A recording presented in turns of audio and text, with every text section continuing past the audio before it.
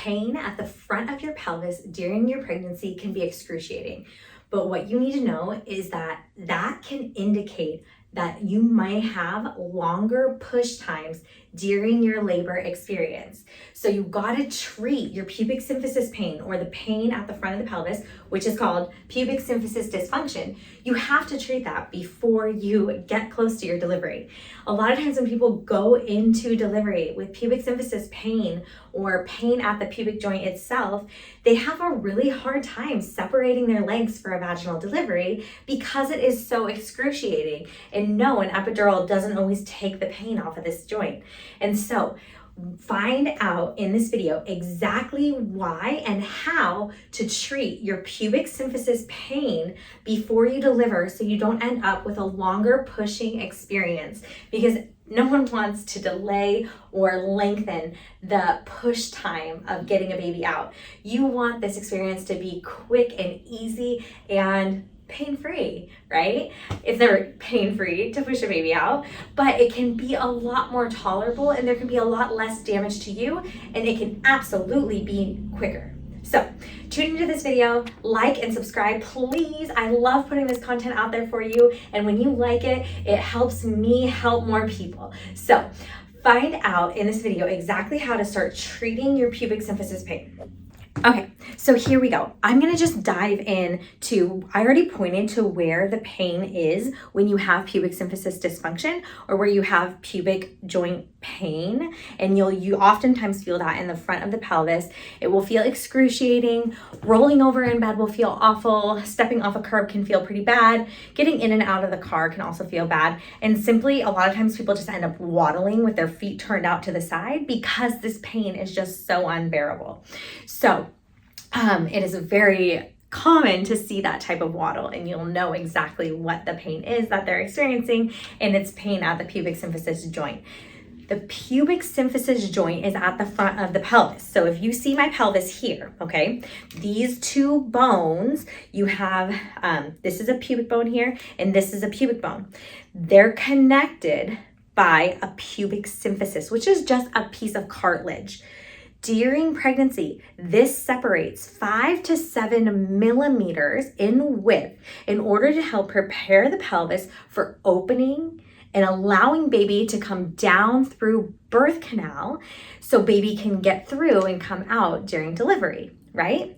This starts happening as early as 6 weeks, when estrogen is peaking, when progesterone is peaking, and when relaxin is peaking. And so with all of these hormones comes increased joint mobility.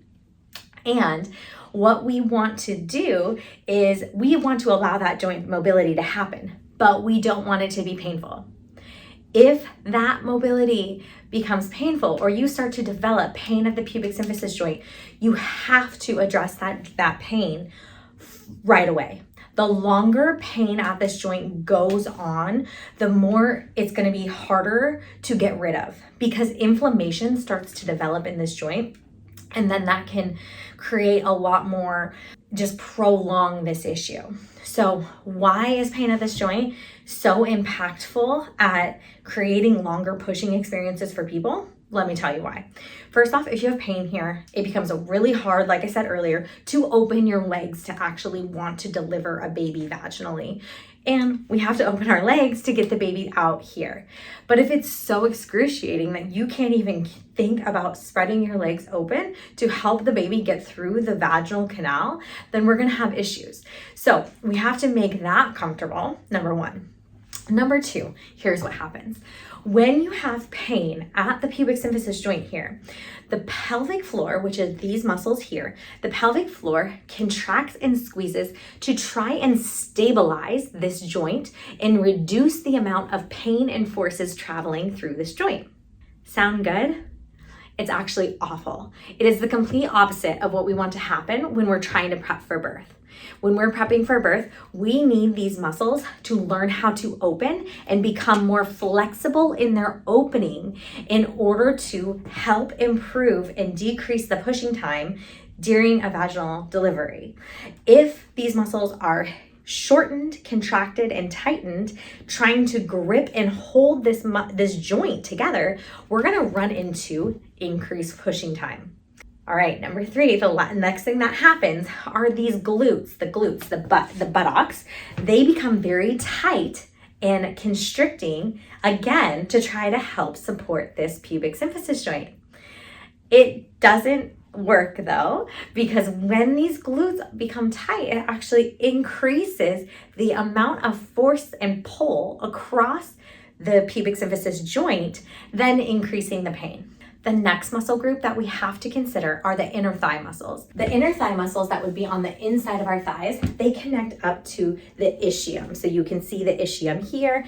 So they're at the bottom of the pelvis. And if they're pulling, they're gonna increase the force in that pubic symphysis joint as well. And so why am I telling you all of these muscle groups that are affecting and having an impact on the pubic symphysis joint?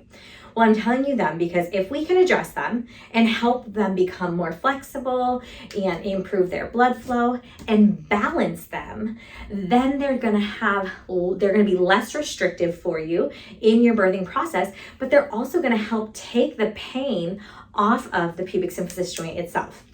The other muscle attachments we didn't talk about are the hamstring attachments on the back of the pelvis, and then these hip rotator muscles that help move our hips around, and the glute muscles on the back side of the pelvis. So those also impact what's happening at the pubic symphysis joint.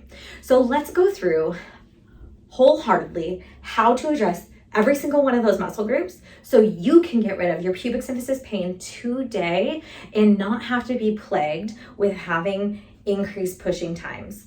Some of this stuff might require a pelvic expert physical therapist, and you should absolutely consider coming to Body Motion Physical Therapy for our intensive workshops where people fly in and come for a few days of treatment during each trimester, and in order to help balance all the muscles around the pelvis, ensuring that they're ready for a vaginal delivery and help decrease their push time.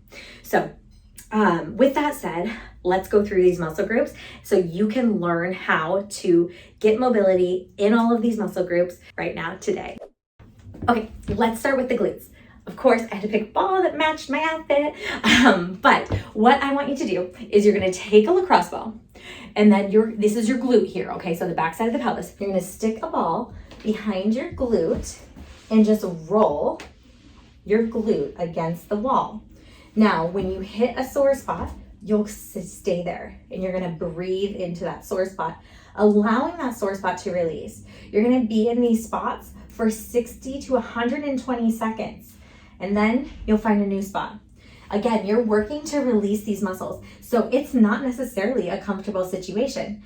You might start to feel some pressure or a little discomfort right where the ball is, as it'll feel like it's a deep tissue massage, and you're just starting to release those hip muscles. You never want to take this above like a 3 to 4 out of 10 pain. And you just find the good spots, work both sides of the glutes. We want to do this to start to release the glutes and release some of the pull that they put on the pubic symphysis joint. So start to integrate this at least 5 minutes a day, every single day on both sides of your glutes, and also not just on the side that you have pain. So make sure that you're doing this on both sides because we need the balancing effect to release both of the glutes. Next, we talked about releasing those inner thighs. Those inner thighs, when they're pulling tight, can pull on that pubic bone or pubic symphysis joint. So we want to release those inner thighs. Here, we're gonna do an inner thigh stretch, and I want you to feel this on the inside of the thigh all the way up to the pubic joint itself. We don't wanna cause any pain at the joint, but you should feel a little pull in the muscle. You could do this stretch at the kitchen counter. You'll spread your feet apart. Then you'll lean forward, resting your elbows here. If this is too much pressure from the baby on your lower belly, just simply use your abs and pull the baby up and in. Then you're gonna take your glute so if I'm stretching my left side, I'm gonna take my right glute to the back wall. So in that angled direction, just tilting my pelvis, popping that hip out, and I should feel that stretch on my left inner thigh. I'll hold this for 60 to 120 seconds, allowing the muscle to elongate, release, and get a nice good stretch. It should not be painful. You're just feeling the stretch in the muscle itself and no pain at all in that pubic symphysis joint. If this feels too stressful on the belly, you can simply lift your belly up with your other hand as one hand rests on the countertop. Then we're gonna shift and do the other side. You just simply take your left glute now, shift your hips to the opposite left back wall, and I'm stretching my right inner thigh. So I should feel everything up from the knee up to the pubic bone on my right inner thigh. And we're gonna hold. We'll just hold this 60 to 120 seconds. And this is easy to do in your kitchen, just with the countertop. You don't need a lot of space. You can do it while you're cooking dinner, waiting for noodles to boil, or whatever it is that you're doing. So that is a great stretch to start to work into your day. And the next thing I want you to do is to do a hamstring stretch. So getting your hamstrings, the back of the legs, where they attach at the sit bones, so at the ischiums. When those are really tight, they can also put asymmetric stress right through that pubic symphysis joint. So what we do here is just a flat back stretch. Honestly, it's like a downward dog stretch. It's just modified. I call it flat back stretch. I use the countertop, so it's not as strenuous during pregnancy and it feels easy to do. So people actually do it. And you just rest your arms here on the countertop, reaching your tailbone to the back wall, and you should feel a really nice stretch behind your legs. Maybe they'll get your calves a little bit, and you might feel it through your mid back and your low back. And again, just tolerate this for about 60 seconds to 2 minutes, holding it. If it's too strenuous on the lower belly, just use your muscles and lift the belly up. And that is the hamstring stretch. And that will be important to start relieving the pubic symphysis pain. Let's navigate to our final stretch here. Our final stretch is gonna be a glute stretch. So we already hit the glutes with a lacrosse ball. Now we're gonna hit the glutes with a seated piriformis or a seated butt stretch. Again, this should not cause pain at all. And we'll go into this now. All right, in a seated position with your back nice and tall, you're gonna cross a leg up and over, sit up tall, and just hinge forward, keeping your back tall. You don't wanna slouch into this. And so if you find yourself slouching, you need to sit up taller or sit on a higher surface. You can do that by simply sitting on some books or just using a higher surface chair that's higher off the ground. So again, holding this 60 to 120 seconds. This is easy to work into your workday, especially if you work in a seated position. Just switching this up, and then again, you'll just switch sides, cross the other leg, sitting up nice and tall, hinge forward. You don't have to put a lot of pressure down on the knee or anything like that. You're just using your hip hinge to get that nice stretch in the glute itself. So the very final thing that you need to do to fully address pubic symphysis pain and dysfunction before you deliver is to address the pelvic floor itself. Again, I mentioned the pelvic floor gets really tight when it really loses its range of motion, which is gonna increase the push time. So we want to help get that pelvic floor range of motion. One of the simple ways we can do that is through breathing, but I highly, highly recommend getting internal pelvic floor manual therapy done in order to help gain that range of motion. I have a new book called Pregnancy Era, and you absolutely need to get this book to figure out how to improve your push times and how to gain range of motion in your pelvic floor. We will link a description to buy this book in the descriptions. All right, I'm Dr. Allison Felt. Thank you so much for being here. Please like and subscribe to this channel and share it to all your pregnant friends. Thanks for joining me today, and we'll see you next time.